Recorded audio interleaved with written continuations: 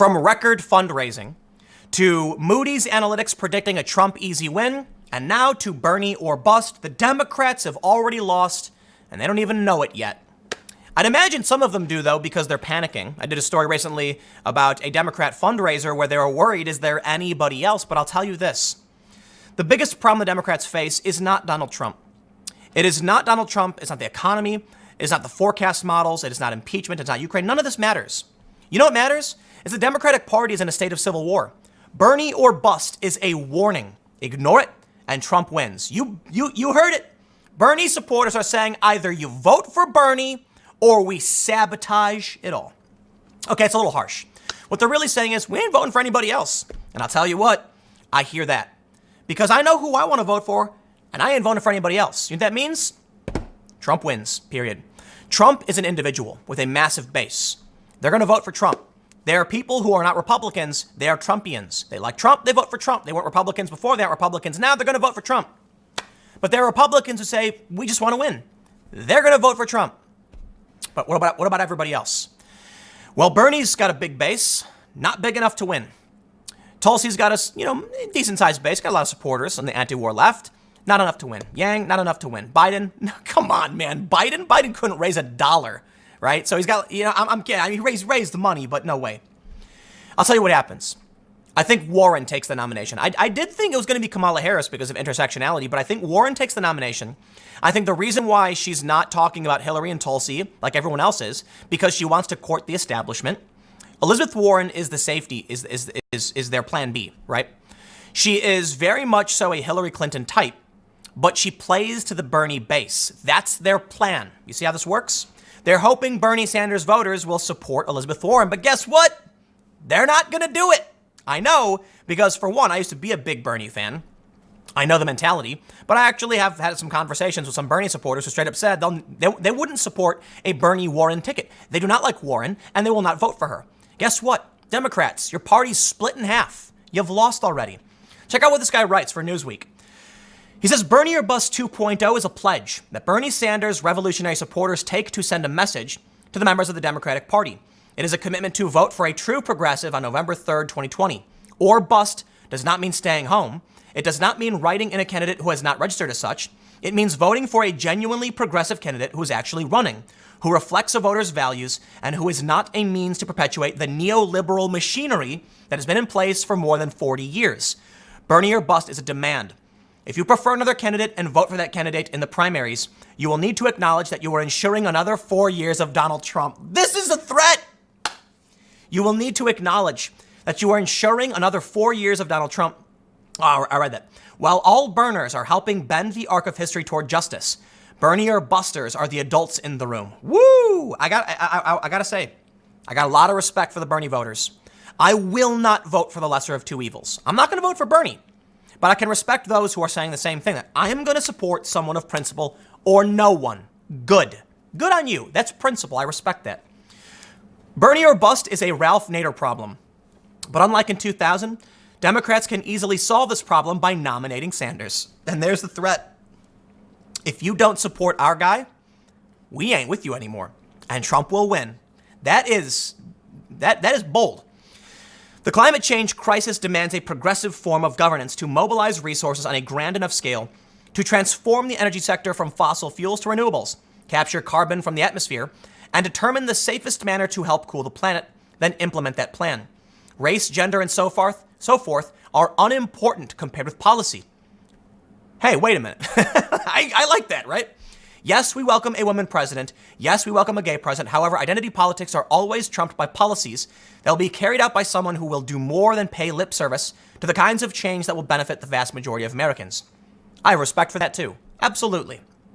Now tell Bernie to retract his statement about white people not knowing what it's like to be poor, and maybe we'll talk. Bernie or bust is a battle cry in a war of words and a book.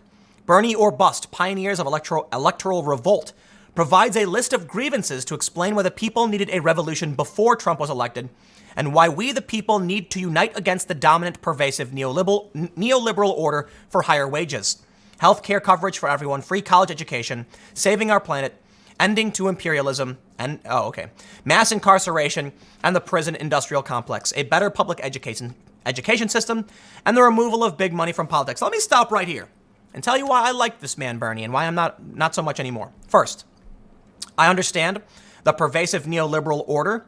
I do not like that. Basically, what I see here is, moralistic, corporate, faux liberalism.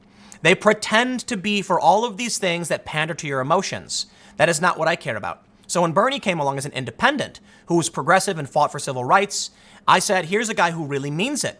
I respect that. And it's very similar to what people liked about Trump. Now get this, Trump and Bernie shared a lot of policies on free trade, on borders. Bernie is very nationalistic, and he was smeared for it, actually, by socialists. So, higher wages. We do need higher wages. I'm not convinced you can do that with Bernie's policy. Healthcare coverage for everybody. I'd like that as well. And idealistically, I'm very much for universal healthcare coverage. I don't see problems with universal fire departments. We seem to manage that just fine. But admittedly, it's a complicated problem. And some people like their coverage, and we can't just take that away from them. So I don't know what you do, and I don't even think Bernie Sanders would solve this. Barack Obama wanted universal health care. He couldn't get it done either. I don't think you will. Free college education. No, how about college education reform?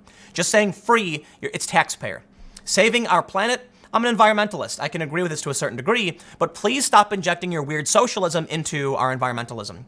Ending to imperialism. Let me rephrase that, okay? If you want to talk about ending foreign wars and getting, the United States involved in these endless Middle Eastern wars to change governments so that we can get more favorable policy, I'm right there with you.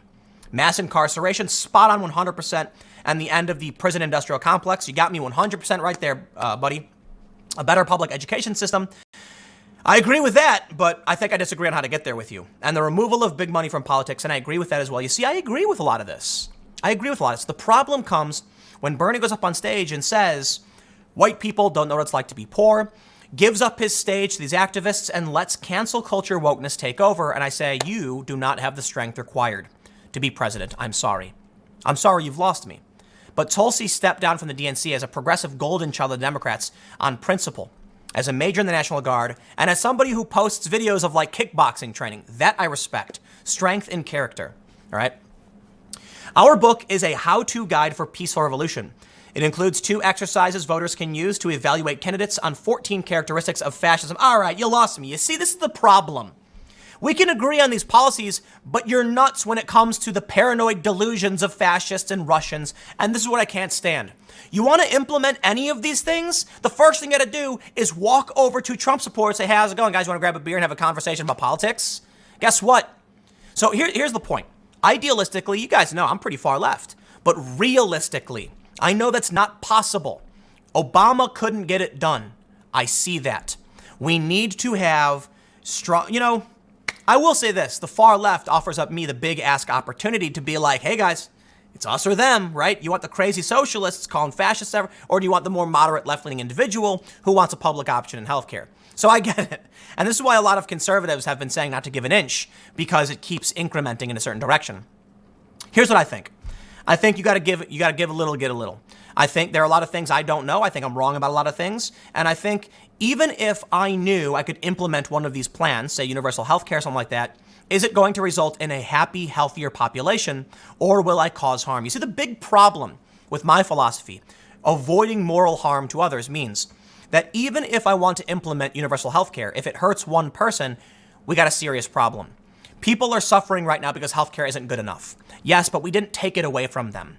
If I implement a program to give healthcare to one person and take it away from somebody else or raise someone else's prices, I have now committed a moral harm against them. It's a trolley problem, you see?